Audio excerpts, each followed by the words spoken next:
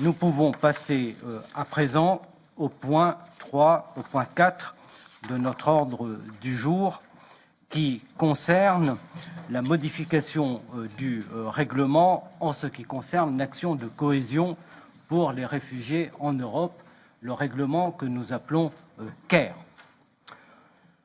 Je veux faire une petite intervention liminaire pour vous dire que lorsque nous avons commencé cette législature, nous étions loin d'imaginer, très loin d'imaginer, que nous serions rattrapés par l'histoire. D'abord avec la pandémie du Covid-19, qui a dominé toute la première partie de notre législature, et nous avons, en responsabilité, pris notre part dans les solutions qui devaient, en urgence, être prises. Et c'est l'honneur de notre commission Régie d'avoir facilité, favorisé l'adoption des règlements CRI et REACT-EU. Aujourd'hui, c'est la guerre en Europe. Et la guerre s'invite dans nos travaux. Depuis la Deuxième Guerre mondiale, puis la chute du mur, la guerre d'Ukraine, je crois, est sans doute l'événement qui va emporter le plus de conséquences pour l'Europe. Tout change, tout est en train de changer actuellement sous nos yeux. Et tous les logiciels de pensée vont devoir être révisés à l'aune de cet événement pour assurer tant la sécurité que l'indépendance de l'Europe. Et déjà sous nos yeux, je veux le dire, aux martyrs du peuple ukrainien bombardé par une armée d'occupation s'ajoute la souffrance de millions de personnes qui sont actuellement sur les chemins de l'exode. Et sous nos yeux, en ce moment, se produit l'un des plus grands mouvements de population de toute l'histoire de l'Europe. En seulement quelques jours, c'est plus de 3 millions d'Ukrainiens qui vont aller chercher asile dans les pays frontaliers de l'UE. Et selon les derniers chiffres de l'ONU, nous pourrions atteindre 4-5 millions, mais sans doute beaucoup plus de réfugiés à la fin de la guerre. C'est pourquoi je crois que notre commission Régie doit, comme nous l'avons fait en plénière la semaine dernière, redire cet après-midi aux Ukrainiens et aussi aux Polonais, aux Slovaques, aux Bulgares, aux Tchèques, aux Roumains, aux Hongrois, aux Moldaves, qui partagent une frontière physique avec l'Ukraine, leur dire notre pleine solidarité, mais aussi notre gratitude, la gratitude de toute l'Union pour répondre au devoir d'accueil dans la fidélité de l'Europe construite après la Deuxième Guerre mondiale sur les valeurs de paix et de solidarité qui ont émergé. Mais cette solidarité, comme je l'ai dit en plénière, est une solidarité qui doit être concrète.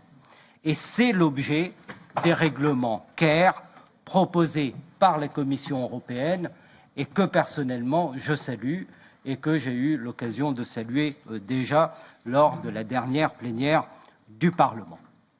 Ce soutien apporté par la politique de cohésion grandit la politique de cohésion.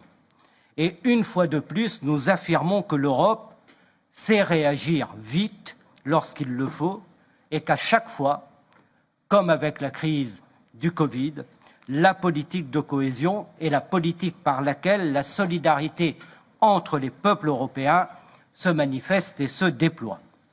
Au-delà des règlements d'urgence sur lesquels nous travaillons, j'invite l'ensemble des membres de notre commission à réfléchir sur les impacts dorénavant majeurs des dimensions migratoires sur la cohésion. Nous devons l'intégrer dans nos travaux futurs, car les conséquences vont être vertigineuses et il faudra donner, sur le long terme, des moyens supplémentaires aux États et aux régions pour y faire face. C'est ma conviction.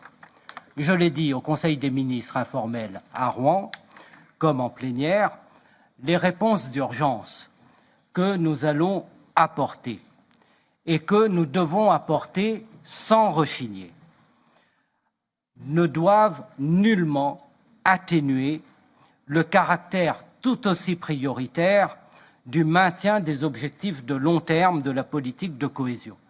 Et notre commission régie, comme la Commission européenne, nous en sommes les garants.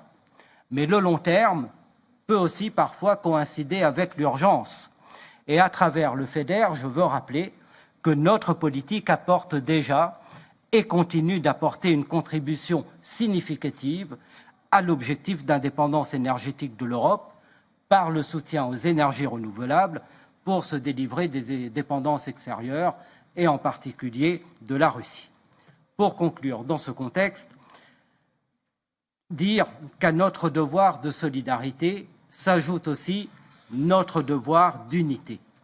Et cette guerre est un accélérateur, en réalité, de l'unité en Europe. Et je suis certain que le règlement proposé à la plénière après l'examen par notre commission régie sera largement adopté pour qu'il puisse se déployer aussi rapidement, mais aussi simplement que possible, en soutien à toutes celles et à tous ceux qui sont aujourd'hui aux avant-postes de cette histoire tout à fait tragique. Il y a une unité de l'ensemble des groupes politiques pour la proposition de la commission CARE et que nous agirons pour que le règlement CARE soit voté dans les délais les plus rapides possibles, comme les chefs d'État d'ailleurs nous le demandent.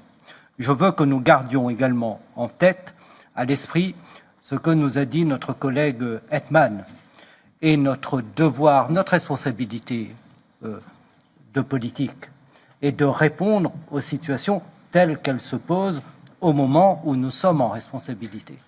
Et actuellement, nous sommes dans une situation jamais vue dans l'histoire de l'Europe, où vous avez un certain nombre de pays qui doivent accueillir plusieurs millions de réfugiés, dont 80%, il faut le dire, sont des femmes et des enfants qui ont des besoins de santé, des besoins en termes de logement, des besoins d'éducation et, sur le long terme, des besoins d'intégration aussi sur le marché du travail. Nous avons un certain nombre de règlements, un certain nombre de possibilités de flexibilité. Il faut les utiliser au maximum. Mais le débat l'a bien montré, il faudra certainement des moyens supplémentaires. Et ce sera aussi la responsabilité au sein du Conseil européen que de trouver l'unité nécessaire, parce que cette crise qui commence à l'Est est une crise qui va concerner toute l'Europe, y compris les pays du Sud. Personne ne sera à l'abri des impacts de ce que nous commençons à vivre aujourd'hui. Donc il y a l'urgence de la solidarité pour ceux qui sont aux avant-postes, mais il faudra construire des solutions beaucoup plus pérennes. Et nous avions commencé notre discussion là-dessus en disant que cette guerre d'Ukraine est un accélérateur d'unité pour l'Union européenne, comme la crise du Covid l'a été. Et je suis optimiste, je suis à peu près convaincu que nous trouverons les solutions pour que les défis qui se posent à nous soient trouvés. En même temps, effectivement, et la réponse passera aussi par le futur CFP, que les maintiens des objectifs de long terme de l'Union puissent être poursuivis. Bon. Donc le défi est extrêmement important. Pour le moment, gardons en tête la prochaine plénière du Parlement européen, la mini-plénière, où j'espère que les membres de notre commission régie seront présents, très présents, pour affirmer l'absolue nécessité d'adopter ce règlement CARE.